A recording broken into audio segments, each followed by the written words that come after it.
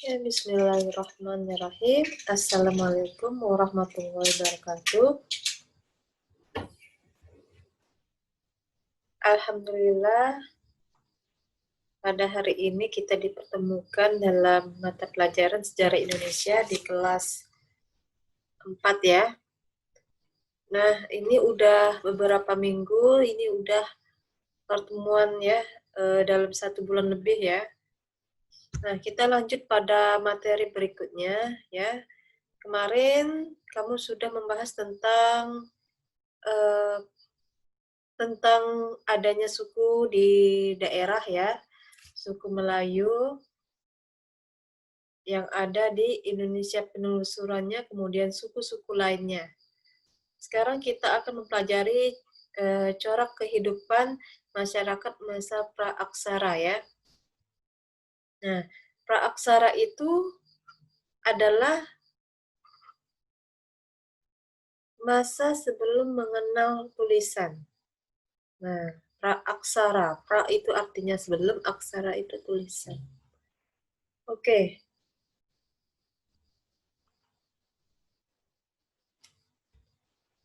Oke, pola hunian manusia purba yang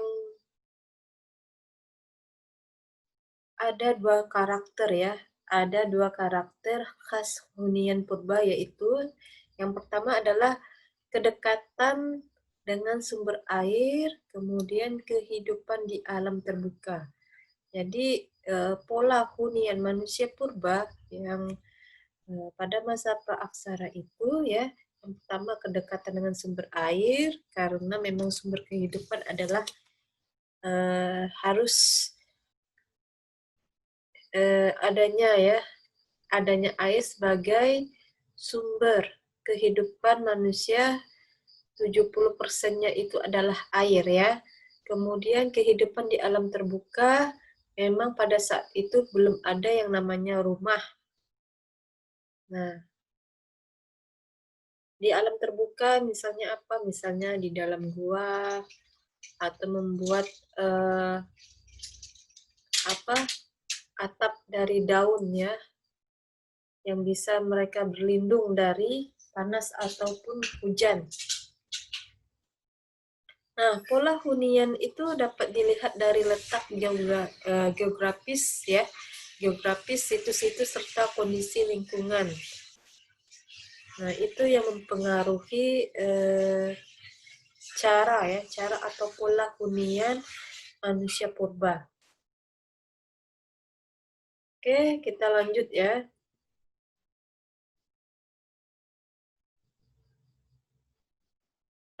Manusia purba itu ya dapat ditemukan ya,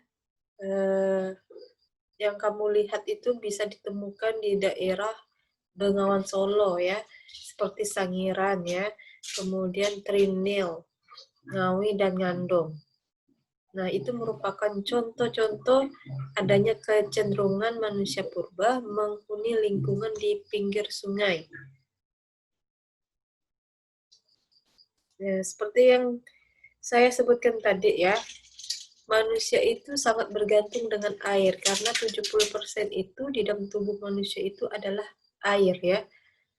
Nah, hal ini dapat dipahami ya, bahwa keberadaan air memberikan beragam manfaat ya, merupakan kebutuhan pokok manusia. Manusia kalau tidak minum itu ya, dalam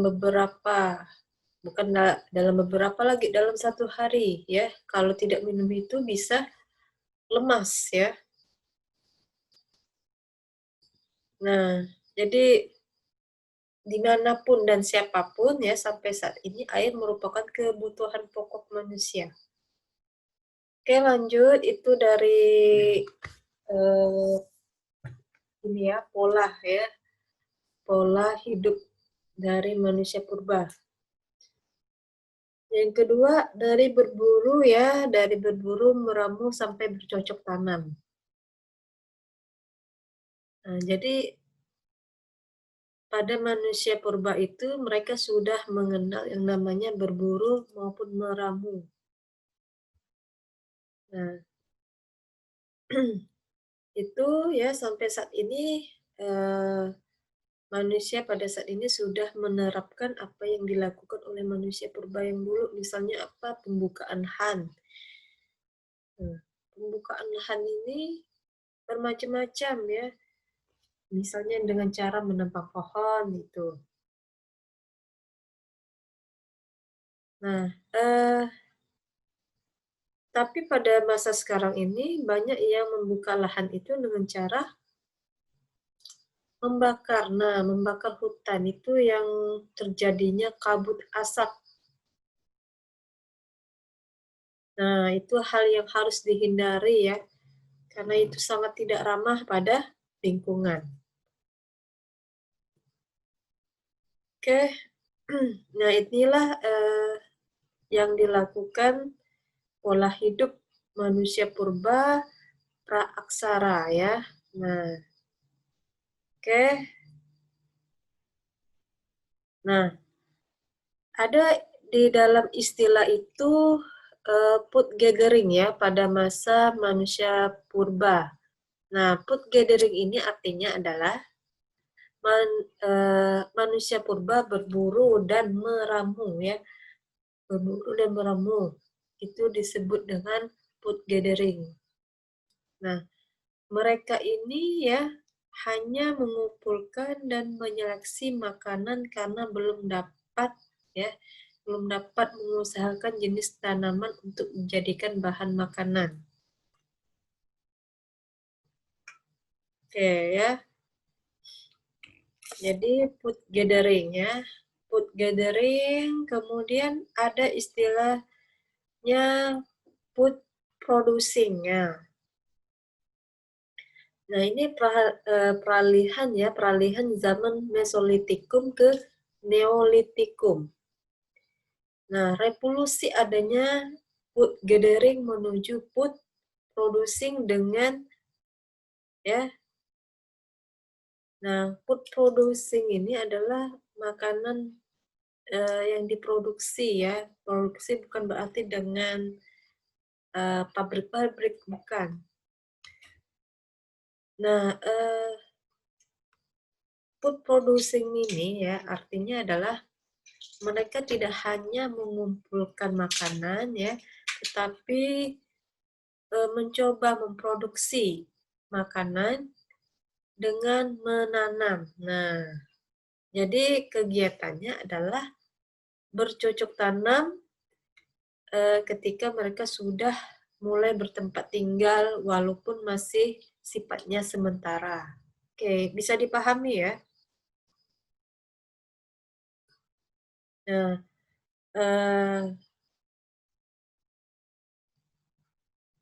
Nah, kegiatan bercocok tanam ini ya dilakukan ya ketika mereka sudah mulai bertempat tinggal.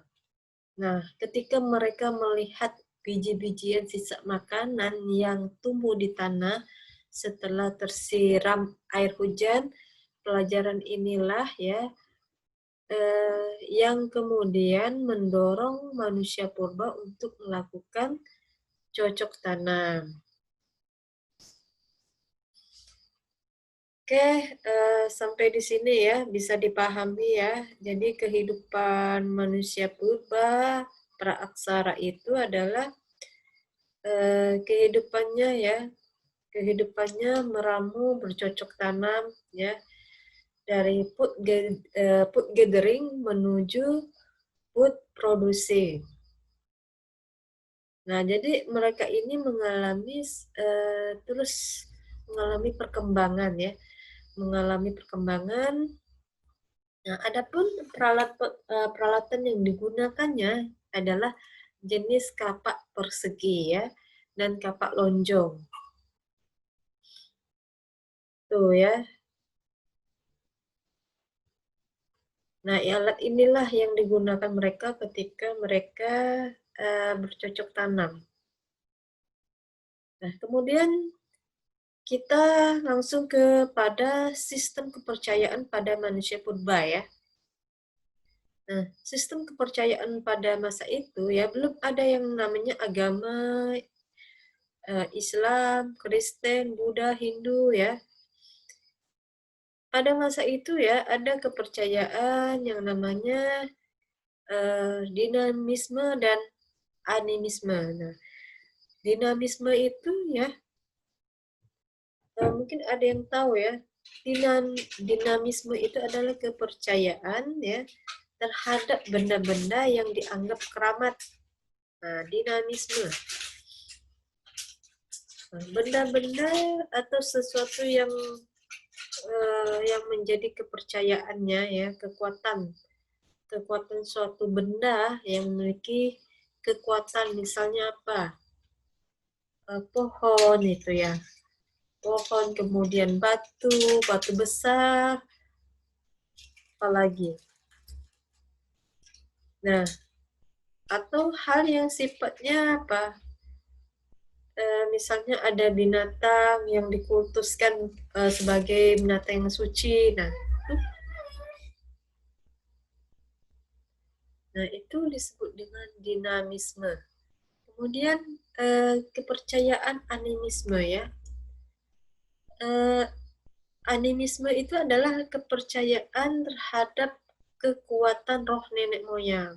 Nah, jadi nenek moyang atau pendahulunya yang sudah mati itu mereka mempercayai punya kekuatan. Nah, itu ya. Jadi bisa jadi kepercayaan dinamisme maupun animisme itu ya masih berlangsung pada masa sekarang. Nah, banyak contohnya. Kepercayaan dinamisme itu misalnya percaya pada apa? Misalnya pada cincin ya, mempunyai kekuatan yang sehingga dijadikan sebagai jimat. Kemudian apalagi keris. Nah, terus apalagi? Nah, banyak ya. Hal-hal yang sifatnya kebendaan itu, nah itu pada masa saat ini masih ada, bahkan masih banyak yang mempercayai ya benda-benda yang memiliki kekuatan. Nah, itu kalau di dalam Islam itu jelas itu namanya syirik ya. Nah, kemudian kepercayaan animisme ya. Kepercayaan animisme itu juga masih ada pada masa saat ini. Contohnya apa? Misalnya ada misalnya para pendahulu, misalnya kiai yang meninggal atau apa, raja-raja dahulu ya, kemudian dikunjungi kemudian berdoanya itu bukan mendoakan yang si mayat yang di dalam kuburan itu, bukan, tetapi meminta sesuatu ya atau hajat di depan kuburan, dalam arti berharap yang meninggal yang di dalam kuburan ini memberikan pertolongan apa yang ingin dia minta. Nah, itu masuk ke dalam kategori animisme. Jelas di dalam Islam itu namanya syirik ya. Ya. Nah, ini sudah sampai kepada sistem kepercayaan ya. Karena kita harus ini masuk dalam bab berikutnya karena sebentar lagi kita UTS. Oke ya. Terus sudah, kemudian kita masuk pada perkembangan teknologi. Nah, perkembangan teknologi pada zaman purba itu masih kita pakai pada masa sekarang. Apa contohnya?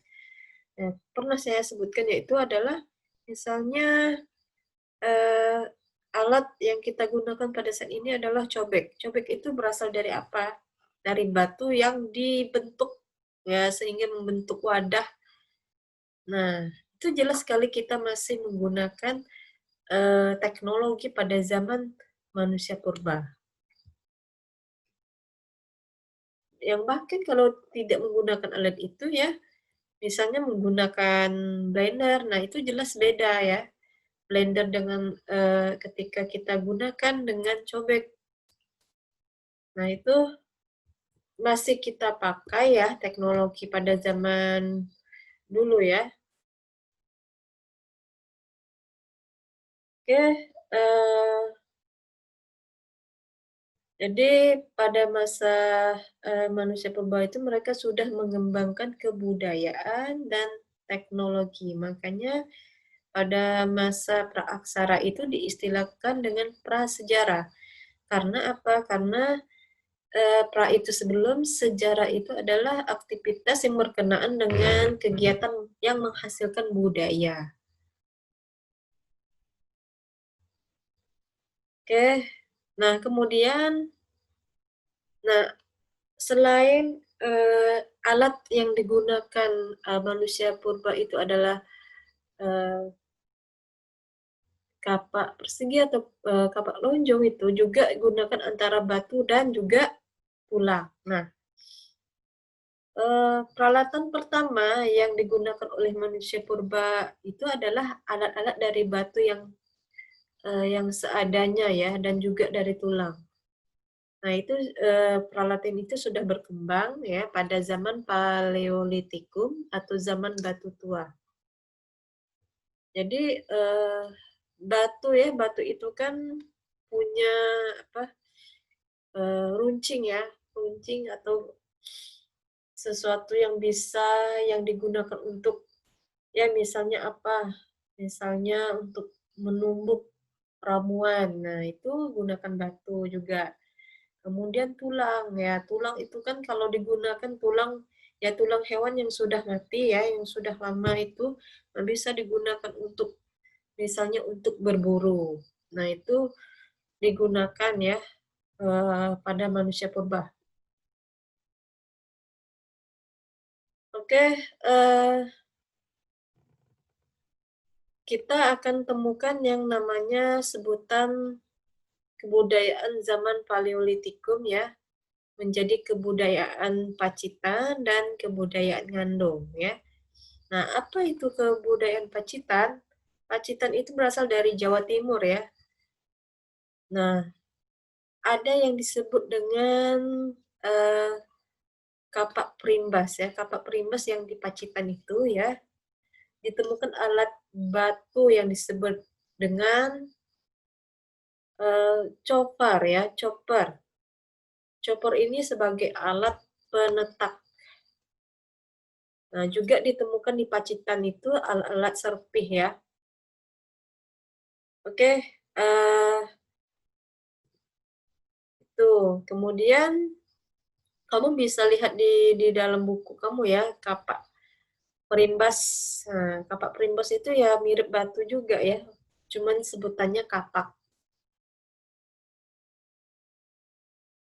Oke, kemudian kebudayaan Ngandong.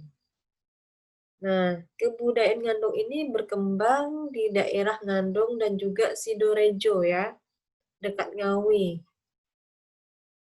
Eh, nah, di daerah ini banyak ditemukan alat-alat dari batu dan juga alat-alat dari tulang. Alat-alat dari tulang ini berasal dari tulang binatang ya, dan tanduk rusa. Nah, yang diperkirakan ya, digunakan sebagai penusuk atau belati. Oke. Nah, ya. Jadi alat-alat dan tulang ini berasal dari tulang binatang dan tanduk rusa ya. Kemudian juga ada alat-alat seperti tombak ya, tombak yang bergerigi. Di Sangiran juga ditemukan alat-alat dari batu bentuknya ya, seperti kalsedon ya.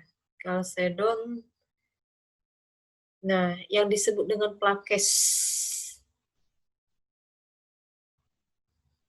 Oke, sampai di sini ya alat-alat teknologi yang digunakan oleh zaman manusia purba ya. Nah, itu mengenai teknologi yang digunakannya. Kemudian tempat tinggal. Tempat tinggal sudah juga saya singgung ya. Tempat tinggal manusia purba itu ya masih dalam alam terbuka, yaitu adalah pantai dan gua. Kenapa dipilih pantai? Karena adalah sebagai sumber kehidupan karena di situ ada air ya. Nah, air itu merupakan kebutuhan pokok. Kemudian gua. Gua itu adalah tempat berlindungnya dari panas maupun hujan. Oke ya, dari sini ya bisa kita ikuti materi ini ya dari tempat tinggalnya manusia praaksara. Oke ya, cukup di sini dulu ya dalam penjelasan tentang manusia praaksara ya. Nanti kita lanjutkan berikutnya karena memang materinya mau saya lebih ini ya, lebih dicepatkan dalam arti saya langsung ke materi berikutnya karena kita akan menghadapi UTS. Marilah kita membaca hamdalah. Alhamdulillahirabbil alamin. Assalamualaikum warahmatullahi wabarakatuh.